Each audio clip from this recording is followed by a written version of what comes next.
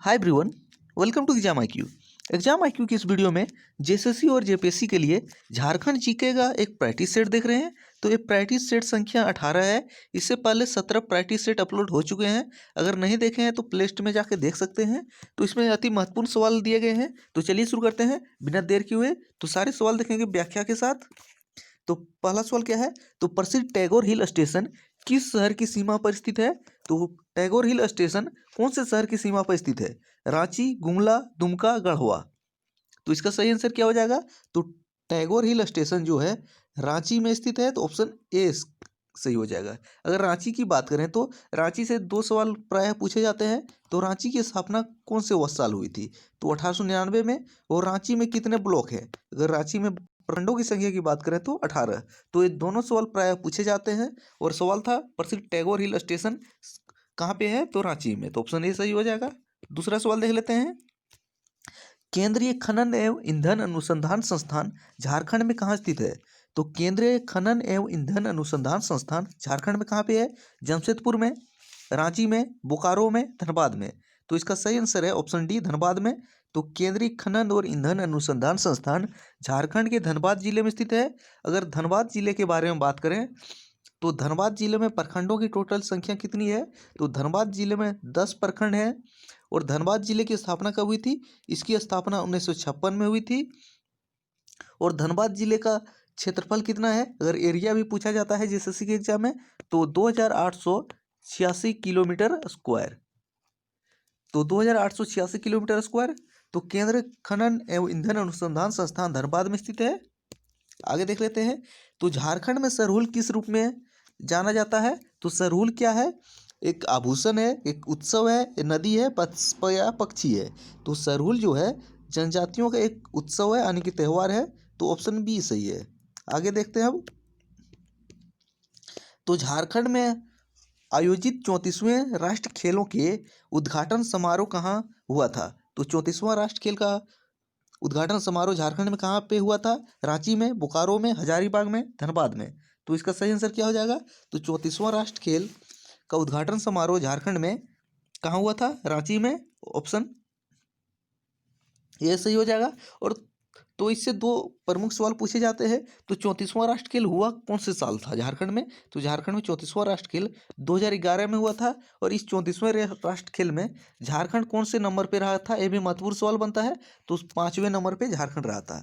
तो कहाँ पे उद्घाटन समारोह हुआ था? रांची में। कब हुआ था 34वां राष्ट्रीय खेल? 2011 में। और झारखंड का रैंक क्या था इस खेल में? 5वां। आगे देख लेते हैं। झारखंड में ठेकुआ किस रूप में जाना जाता है? तो ठेकुआ क्या है? मिठाई है यानी व्यंजन है, हथियार का नाम है, संगीत का प्रकार है, या विवाह समारोह है? तो ठेकुआ जो है खाने की सामग्री यानी कि मिठाई व्यंजन है। तो ऑप्शन ए इसका सही हो जाएगा। आगे देख लेते हैं। तो 2011 में आयोजित 34वां राष्ट्र खेल के दौरान किसने खेल मसाल जलाई थी? तो 2011 में जो 34वां राष्ट्र खेल झारखंड में हुआ था, कहाँ पे हुआ था? रांची में। तो इसमें खेल मसाल किसने जलाया था? धोनी ने, सिलवानुस डुंगडुंग ने, सौरभ तिवारी ने, या तो दीपिका कुमारी ने। तो इसका सही आंसर हो जाएगा ऑप्शन डी, दीपिका कुमारी ने। तो खेल मसाल किसने जलाई थी? दीपिका कुमारी। और दीपिका कुमारी का संबंध कौन से खेल से है? तीरंदाजी से। आगे देख लेते हैं। झरिया में प्रचुर मात्रा में क्या उपलब्ध है? कोयले का भंडार, यूरेनियम का भंडार, पेट्रोलियम का भंडार, या थोरियम का भंडार। तो झरिया में प्रचुर मात्रा में कोयले के भंडार स्थित है। तो ऑप्शन ए सही हो जाएगा। और झरिया झारखंड के कौन से जिले में स्थित है? धनबाद जिले में।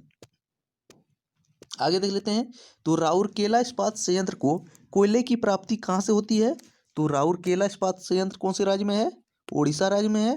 तो इस इस्पात संयंत्र को कोयले की प्राप्ति कहाँ से होती है? धनबाद से, लातेहार से, चतरा से, या बोकारो से।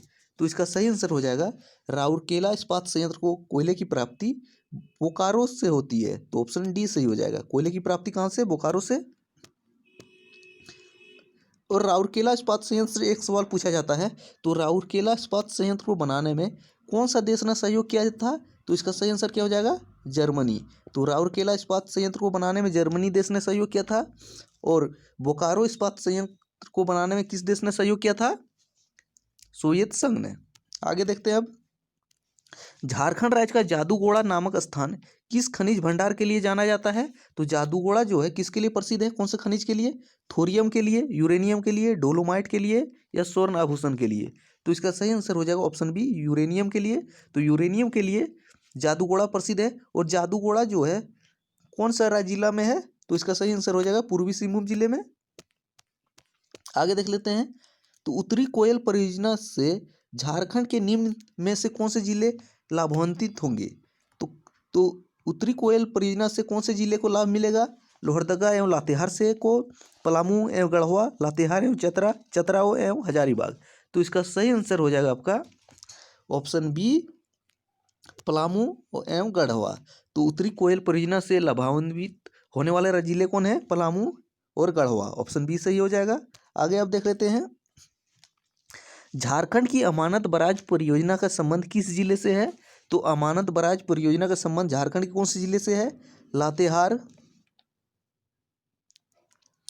पलामू, लोहरदगा, गढ़वा। तो इसका सही आंसर हो जाएगा पलामू से संबंध है। तो अमानत बराज परियोजना का संबंध पलामू जिले से है। तो ऑप्शन बी सही है। आगे देखते हैं अब। झारखंड में स्थित बिरसा जैविक उद्यान की स्थापना कौन से वर्ष हुई थी? तो बिरसा जैविक उद्यान की स्थापना कौन से साल हुई थी? 1944, 1954, 1964, 1994। तो इसका सही आंसर हो जाएगा 1954 में। तो बिरसा जैविक उद्यान की स्थापना 1954 में हुई थी। और बिरसा जैविक उद्यान है कहाँ पे? इससे दो सवाल और पूछे जाते हैं। कहाँ पे? रांची में, रांची जिले में। अगर जगह की बात करें तो कहाँ पे है? और मांझी। तो और मांझी में बिरसा जैविक उद्यान स्थित है। और बिरसा जैविक उद्यान जो है कौन सा नेशनल हाईवे यानी राष्ट्रीय राजमार्ग के किनारे स्थित है? तो NH-33 के किनारे स्थित है। ये भी सवाल महत्वपूर्ण बनता है। आगे देख लेते हैं। तो झारखंड के रुक्का में स्थित मगर प्रजनन केंद्र की स्थापना किस अंतर्राष्ट्रीय संस्था के सहयोग से की गई है? तो इसमें दो सवाल इनबिल्ड है। तो झारखंड में मगर प्रजनन केंद्र कहाँ पे स्थित है? रुक्का में। तो इसकी स्थापना किसके सहयोग से हुई है? ये पूछा गया है। विश्व बैंक, IUCN, IMF या संयुक्त राष्ट्र। तो इसका सही आंसर हो जाएगा ऑप्शन बी, IUCN की सहयोग से झारखंड में मगर प्रजनन केंद्र की स्थापना हुई है। कहाँ पे? रुक्का में। ऑप्शन बी इसका सही हो जाएगा। अब आगे सवाल देख लेते हैं। तो झारखंड के रुक्का में स्थित मगर प्रजनन केंद्र की स्थापना कौन से साल की गई थी? तो मगर प्रजनन केंद्र रुक्का की स्थापना कौन से साल की गई थी? तो इसका सही आंसर क्या हो जाएगा? 1987 में। तो 1987 में मगर प्रजनन केंद्र की स्थापना झारखंड में की गई थी। और किसके सहयोग से? IUCN संस्था के सहयोग से की गई थी। अब आगे देख लेते हैं। झारखंड राज्य में किस वर्ष इको टूरिज्म नीति का निर्माण किया गया था? तो इको टूरिज्म नीति का निर्माण झारखंड में कौन से साल किया गया है? 2005, 2010, 2012, 2015। तो इसका सही आंसर हो जाएगा झारखंड में इको टूरिज्म नीति का निर्माण 2015 में किया गया था। तो ऑप्शन डी सही हो जाएगा। आगे आप देख लेते हैं। तो झारखंड में राज्य की इको टूरिज्म नीति का प्रमुख उद्देश्य क्या है? तो इको टूरिज्म नीति का प्रमुख उद्देश्य क्या है जिसकी 2015 में इस नीति की स्थापना की गई थी? तो वनों का प्रबंधन करना, पारिस्थितिकी पर्यटन को प्रोत्साहित करना, अजैविक खेती को प्रोत्साहित करना या इनमें से सभी। तो इसका सही आंसर हो जाएगा। तो झारखंड राज्य की इको टूरिज्म नीति का प्रमुख उद्देश्य है ऑप्शन बी, पारिस्थितिकी पर्यटन को प्रोत्साहित करना। तो ऑप्शन बी इसका सही हो जाएगा। आगे देख लेते हैं अब। तो निम्न में से किस वृक्ष का उपयोग रेशम के कीड़ों को पालने हेतु नहीं किया जाता है?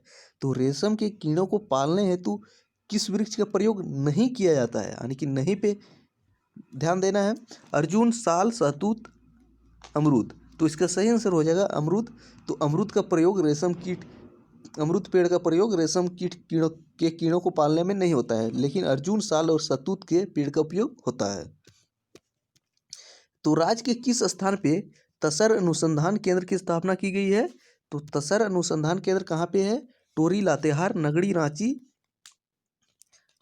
तोरपा खूंटी या चैनपुर गुमला। तो इसका आंसर आपको देना है। इस चारों ऑप्शन में एक ऑप्शन सही है। तो तसर अनुसंधान केंद्र की स्थापना कहाँ पे की गई है आपको कमेंट करके इसका आंसर आपको देना होगा। जो आंसर सही देंगे उसका आंसर कमेंट में पिन कर दिया जाएगा। तो राज्य में रेशम आधारित उत्पादों के विकास हेतु झारक्राफ्ट का गठन किस वर्ष किया गया?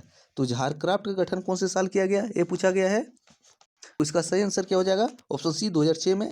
तो झारक्राफ्ट का गठन 2006 में हुआ था। आगे देखते हैं अब। तो झारखंड राज्य का सर्वाधिक गर्म स्थल कौन है? तो झारखंड राज्य का सर्वाधिक गर्म स्थल ये पूछा गया है। रांची, जमशेदपुर, बोकारो, धनबाद। तो इसका सही आंसर क्या हो जाएगा? तो झारखंड राज्य का सर्वाधिक गर्म स्थल जमशेदपुर हो जाएगा। तो ऑप्शन बी सही हो जाएगा। यह अगर अगर गर्म स्थल जमशेदपुर है तो आपके माइंड में सवाल आना चाहिए ठंडा स्थल क्या है। अगर ठंडा स्थल की बात करें तो नेतरहाट हो जाएगा झारखंड का सर्वाधिक ठंडा स्थल, और सबसे गर्म स्थल जमशेदपुर। आगे आप देख लेते हैं। तो झारखंड राज्य में निम्न में से किस पवन द्वारा वर्षा होती है? तो झारखंड में वर्षा कौन से पवन द्वारा होती है? तो इसका सही आंसर क्या होगा? पिछले वीडियो में भी बताया जा चुका है। तो झारखंड में वर्षा दक्षिण पश्चिमी मानसून पवन के द्वारा होती है। तो ऑप्शन ए सही हो जाएगा। तो झारखंड राज्य में सर्वाधिक वर्षा प्राप्त करने वाला स्थान कौन है? तो झारखंड में सर्वाधिक वर्षा कहाँ पे होती है? नेतरहाट का पठार, रांची का पठार, राजमहल का क्षेत्र, चाईबासा का मैदान। तो इसका सही आंसर हो जाएगा ऑप्शन ए, नेतरहाट का पठार में। तो झारखंड का सर्वाधिक वर्षा वाला स्थान नेतरहाट, और झारखंड का सर्वाधिक ठंडा स्थान नेतरहाट, और झारखंड का सर्वाधिक गर्म स्थल जमशेदपुर। तो झारखंड में कांके से होकर कौन सी रेखा गुजरती है? तो कांके से होकर कौन सी रेखा गुजरती है, ये पूछा गया है। कर्क रेखा, मकर रेखा, भूमध्य रेखा, मध्याह्न रेखा। तो इसका सही आंसर हो जाएगा। तो कांके रांची से होकर गुजरते वाली रेखा कौन सी हो जाएगी? ऑप्शन ए, कर्क रेखा। और कर्क रेखा भारत के कितने राज्यों से होकर गुजरती है? तो भारत के 8 राज्यों से होकर कर्क रेखा गुजरती है। और कर्क रेखा भारत को लगभग 2 बराबर भागों में बांटती है। तो किस स्थान पर स्वर्णरेखा नदी 320 फीट की ऊंचाई से गिरती है? तो दसम जलप्रपात, पंचघाघ, हुंडरू या सीता जलप्रपात। तो इसका सही आंसर क्या हो जाएगा? हुंडरू जलप्रपात। ऑप्शन सी इसका सही हो जाएगा। तो हुंडरू जलप्रपात कौन सी नदी पे है? स्वर्णरेखा नदी पे। मंगोलिया पॉइंट किस स्थान पे स्थित है? तो मंगोलिया पॉइंट कहाँ पे स्थित है? कांके में, संबेद शिखर में, नेतरहाट में, रायरप्पा में। तो इसका सही आंसर हो जाएगा नेतरहाट में। और नेतरहाट कौन से जिले में है? लातेहार जिले में। और संबेद शिखर कौन से जिले में है? गिरिडीह, पार्श्वनाथ। कांके रांची में है, और रायरप्पा रामगढ़ में है। तो ऑप्शन सी इसका सही हो जाएगा, नेतरहाट में। आगे देख लेते हैं। लिलोरी मंदिर किस देवी या देवता को समर्पित है? तो लिलोरी मंदिर कौन से देवी या देवता को समर्पित है, ये सवाल पूछा गया है। शनि, जगन्नाथ, काली या शिव। तो इसका सही आंसर हो जाएगा ऑप्शन सी, काली। तो लिलोरी मंदिर काली देवी को समर्पित है। तो ऑप्शन सी इसका सही हो जाएगा। आगे अब देखते हैं। कौन सा मंदिर धरती के जनजातीय देवता को समर्पित है? तो धरती के जनजातीय देवता को समर्पित मंदिर कौन सा है? झिंझी पहाड़ी मंदिर, बुफोर मंदिर, शक्ति मंदिर या भुवनेश्वरी मंदिर। तो इसका सही आंसर है ऑप्शन बी, भूफोर मंदिर।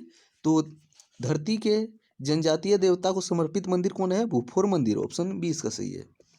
आगे अब देख लेते हैं। तो भाद्र महीने के शुक्ल पक्ष के 11वें दिन कौन सा त्यौहार मनाया जाता है? यानी कि भादो महीने के शुक्ल पक्ष के 11वें दिन कौन सा त्यौहार मनाया जाता है? कर्मा, बंदना, सरहुल, जनी शिकार। तो इसका सही आंसर हो जाएगा कर्मा। तो कर्मा भादो महीने में मनाया जाता है। और कर्मा के दौरान कितने घंटे का उपवास रखा जाता है, इस सवाल जैसे में पूछा गया है। तो 24 घंटे का। आगे देखते हैं। पालना डैम झारखंड के किस नदी पे स्थित है? तो पालना डैम झारखंड के कौन सी नदी पे है? स्वर्णरेखा, बैतरनी, दामोदर या ब्राह्मणी। तो इसका सही आंसर है स्वर्णरेखा नदी पे। ऑप्शन ए सही हो जाएगा। तो पालना डैम झारखंड की कौन सी नदी पे स्थित है? तो स्वर्णरेखा नदी पे। आगे, दामोदर घाटी में मुख्य रूप से किस प्रकार की मिट्टी पाई जाती है? तो दामोदर घाटी क्षेत्र में मुख्य रूप से कौन सा मिट्टी पाई जाती है? तो अगर सही आंसर की बात करें तो दामोदर घाटी क्षेत्र में रेतीला मिट्टी पाई जाती है। तो रेतीला मिट्टी हो जाएगा इसका सही आंसर। तो ये थे झारखंड जीके के 18वां सेट में कुछ महत्वपूर्ण सवाल। तो थैंक्स फॉर वॉचिंग। मिलते हैं अगले वीडियो में।